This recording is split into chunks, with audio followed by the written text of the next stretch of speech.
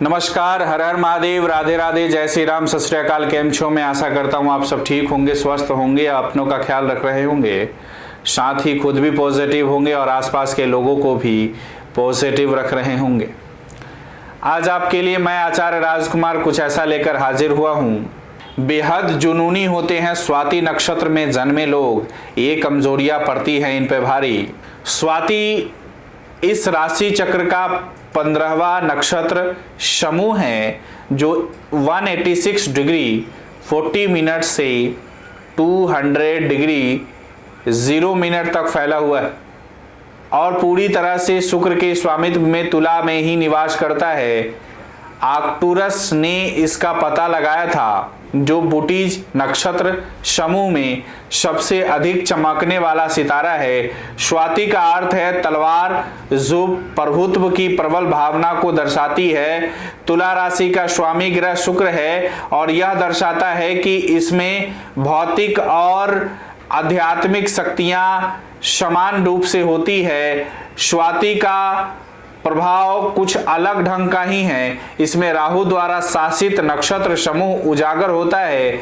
इस नक्षत्र समूह की मूल प्रेरणा अर्थ है जो एकाग्र होकर जाने वाली गतिविधि इसका मूल और द्वितीय गुण है और तमस और तृतीय स्तर पर सतत्व है। इसका नक्षत्र समूह का स्वामी देवता वायु है। वायु इस ब्रह्मांड की जीवनी शक्ति है।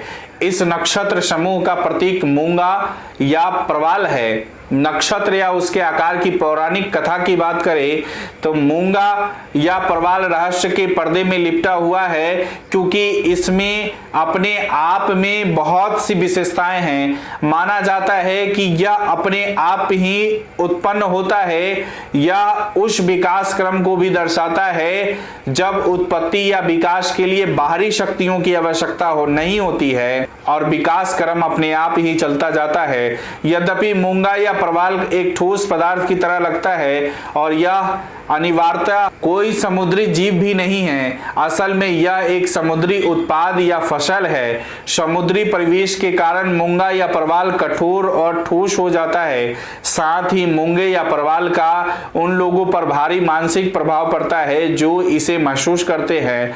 यद्यपि इस पर समुद्री परिवेश का असर होता है, लेकिन इसमें अपने परिवेश का स्वयं ही निर्मित करने का अंतर्निहित गुण होता है।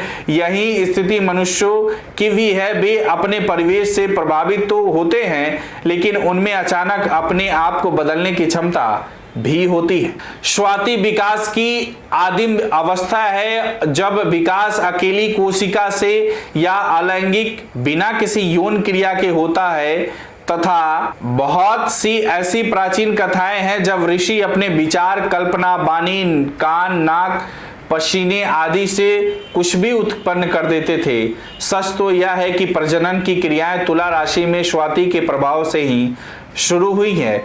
इस नक्षत्र समूह का देवता वायु है, लेकिन इसके साथ दो और महत्वपूर्ण शक्तियां हैं जो त्रिदेव अर्थात अग्नि, सूर्य और वायु के रूप में भौतिक जगत की रचना करते हैं। इस ब्रह्मांड में तुला की अत्यंत महत्वपूर्ण भूमिका है। राशि चक्र की 7वीं राशि होने के कारण और ब्रह्मांड का संतुलन करने के कारण नक्षत्रों के अनुक्रम में इसकी भूमिका बहुत महत्वपूर्ण है। यहाँ शनि की उच्चस्थ हो जाता है और केंद्र में आकर भौतिकता का संकेत देने लगता है।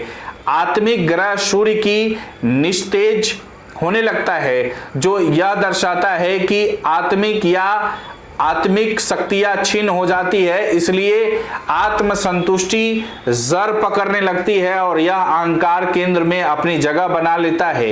इस नक्षत्र का स्वामी राहु होने के कारण अंदर से तो आध्यात्मिकता की कामना करता है, लेकिन बाहरी तौर पर भौतिकता में डूब जाता है। यही आकर तुला का महत्व बढ़ जाता है। एक बार इसकी स्थापना हो जाने के बाद वह आध्यात्मिकता की ओर तेजी से बढ़ने लगता है।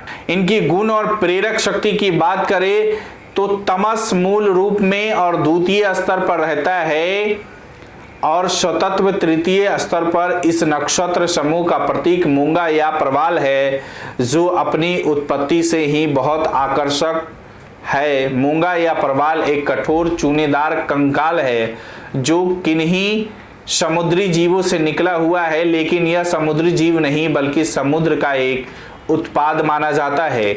मूंगा या परवाल लगता तो बहुत कठोर है, लेकिन आकार बदले जाने पर इसकी अपनी खूबसूरती उभर आती है। स्वाति नक्षत्र का स्वामी राहु है, जो अपने रहस्यमय गुणों के लिए प्रसिद्ध है। समुद्र मंथन के समय अमृत पीने के कारण ये 2 टुकड़ों में बट गया था। इस नक्षत्र समूह का देवता वायु है। जब इसे प्राणायाम से शुद्ध कर दिया जाता है तो व्यक्ति का उन्नयन आध्यात्मिक राज्य में हो जाता है। यदि हम इस नक्षत्र के गुणों के पैटर्न को देखें तो सभी प्रतीक के अर्थ खुल जाते हैं। मूलभूत और द्वितीय स्तर पर यह तमस से लबालब भरा हुआ है, जिससे यह पता चलता है कि उच्च स्तर पर उन्नयन के लिए इसे बहुत परिश्रम करना पड़ता है, तभी से सफलता मिलती है।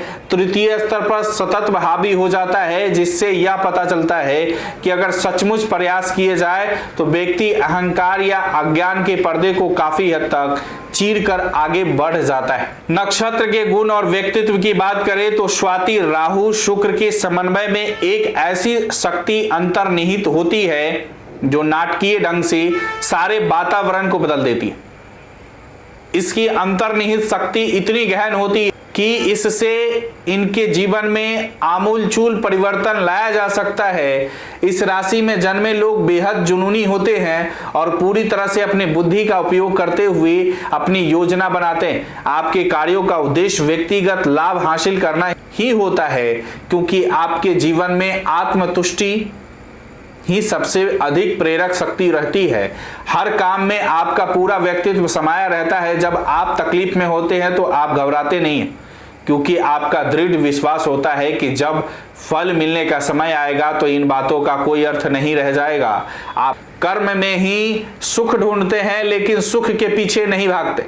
आप व्यक्तिगत लाभ के लिए पूरी ताकत से काम करते हैं। आपका पूरा व्यक्तित्व ही व्यक्तिगत गौरव के लिए पूरी तरह जुटा रहता है। आप एकाग्रचित हो सकते हैं, लेकिन अपने लक्ष्य की प्राप्ति के लिए दुनियावी सुखों को छोड़ भी सकते हैं। कभी कभी बाहरी परिवेश का आप पर असर तो होता है, लेकिन आप में उसके प्रभाव से मुक्त होने की क्षमता भी होती है। आप अपने अधिकांश काम पूरे जुनून से करते हैं। असल में तो आपका रुख कारोबारी की तरह रहता है और आप व्यक्तिगत सुखों को छोड़ भी सकते हैं। आप अन्य लोगों के प्रति दयालु होते हैं और तकलीफ में पड़े किसी भी व्यक्ति की मदद करने के लिए हमेशा तत्पर रहते हैं। आप बेहद दयालु होते हैं और आप दूसरों को प्रभावित करके उनका उपचार भी कर सकते हैं। आपकी वही कमजोरी की बात करें तो आप जीवन में बहुत कुछ हासिल करने के बाद भी असंतुष्ट और बेचैन ही बने रहते हैं। भोग विलास में आकंठ डूबे रहने या आत्म केंद्रित होने के कारण आप अपने समस्याओं में घिर सकते हैं।